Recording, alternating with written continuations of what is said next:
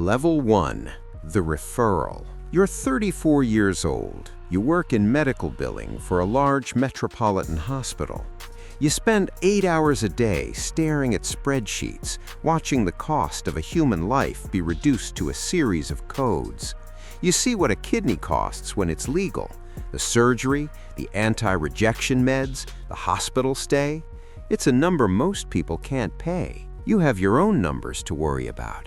Your daughter's tuition bill is sitting on your kitchen counter, the one with the red past due stamp in the corner. You're falling a little further behind every month. One night, you're at a bar. You meet a man. He doesn't look like a criminal. He looks like a father. He's desperate. His brother is dying, and the transplant list is 5 years long. He doesn't have 5 years. He asks if you know anyone, just a name, someone who can speed things up. You think about that red stamp.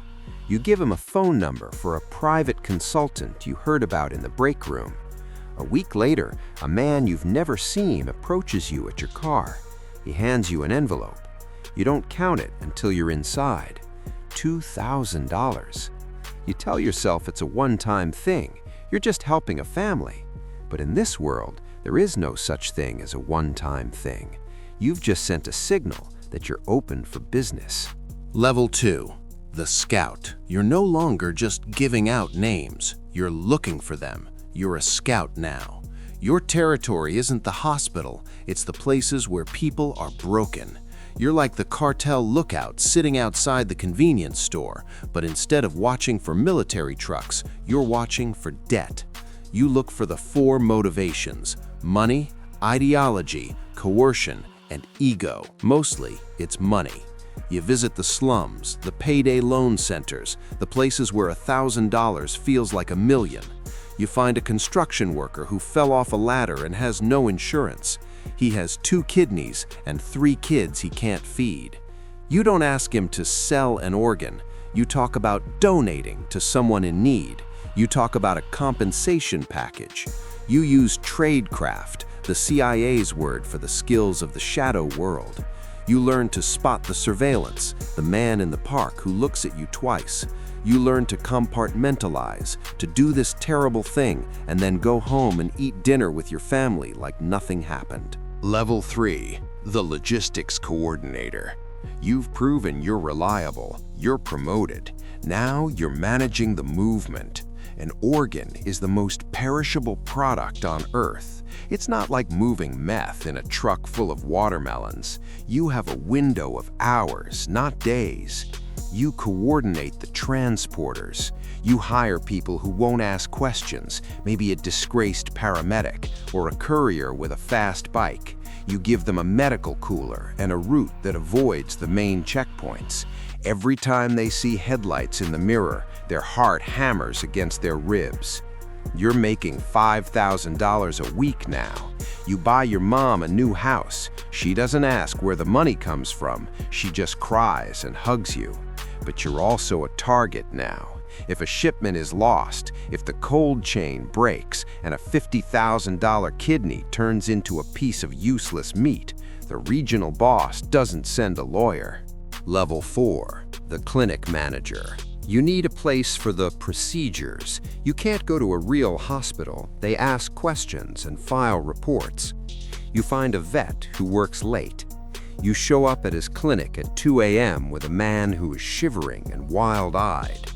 You don't hold a leash, you hold a patient. You tap a pistol against the glass until he unlocks the door. You watch him work. He's used to Great Danes and German Shepherds. He uses heavy blue nylon thread to stitch the donor back up. He uses horse pills for the pain. It's messy. There's blood on the clean tile floor, a trail from the entrance to the exam table. You hand the vet a thick envelope. Keep your mouth shut, you tell him. Buy yourself something nice. You're the one who makes sure the back door stays unlocked on Tuesdays and Thursdays. You start to feel capable, like you finally found the thing you were meant to do. That's your first mistake. Level 5. The Regional Broker. You control a city now. You have 5 scouts reporting to you. You manage the supply, the distribution, and the security. You're making $50,000 a month. Your life is a series of safe houses that change every week. You arrive in armored SUVs. You carry a gold-plated pistol, though you've never fired it. Your job is to think strategically. You identify the recipients, the wealthy who have the money to skip the list. You meet them in expensive hotels. They're dying and they're terrified. You don't threaten them, you make them an offer. A suitcase with cash in exchange for a second chance at life. Most of them take it. They don't want to know about the construction worker or the vet's office. They want plausible deniability. But the walls are closing in. You know the DEA or the local police have your phone tapped. You communicate through messengers. You trust no one completely, not even your own brother. You sleep 4 hours a night. Level 6, the international fixer. The local supply isn't enough. You move to level 6. You're now part of a transnational machine. You're moving product across borders. You build a legend, a fake identity. Officially, you're a consultant for a medical supply company. Unofficially, you're a ghost. You travel to countries where the government can be bought with a share of the profits. You manage logistics on a massive scale. Precursor chemicals from China, surgeons from Eastern Europe, donors from Southeast Asia. You coordinate shipments that move through diplomatic bags or private jets. You're making $1 million a month personally, but money is just a number on a screen. You can't go to your daughter's graduation. It's too dangerous. You live in a golden cage, a compound with 20-foot walls and armed guards. The paranoia is eating you alive. Level 7, the Black Site Commander. You've been in the field for 15 years. Your body is breaking down. You're offered a desk job, but not just any desk job. You're running a facility that doesn't exist. It's a warehouse in a country that will deny it's there. Inside, there are medical facilities to keep the donors alive until they're needed. These aren't volunteers. They are the erased, people who have no official existence. Your job is to extract the maximum value from them. You tell yourself it's necessary.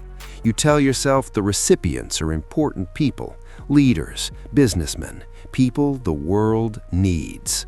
Some nights you believe it. Some nights you lie awake staring at the ceiling, wondering if you're still one of the good guys. Level 8, the asset. This is the level where you realize you were never the one in control. You thought you were the broker, but in the eyes of the real power, the men who own the ports and the police, you are just another mammal. One night, a black van is waiting in your lot. 2 men step out. They put a bag over your head. They take you to a room with glass walls. Beyond the glass is an operating table with a body on it. A man in a suit tells you, that man needs help. You recognize the man on the table. He's the crime lord of the city. He's the one who has ruined lives and destroyed families. You tell them, you're just a broker, a logistics guy. You're not a surgeon. The man in the suit doesn't blink. You've kept this system running for years, he says. Now you're going to ensure it keeps him running. You look at the guard. His hand rests on the gun at his hip. Mammals are mammals, he says. Now begin. Level 9, the Ghost. You save his life. You work for 2 hours, your hands steadier than they've ever been. When you're done, you ask for a ride home. You want to see your daughter. You want to sleep in your own bed. The suit doesn't move. He presses a button. The glass walls turn white. The door is sealed.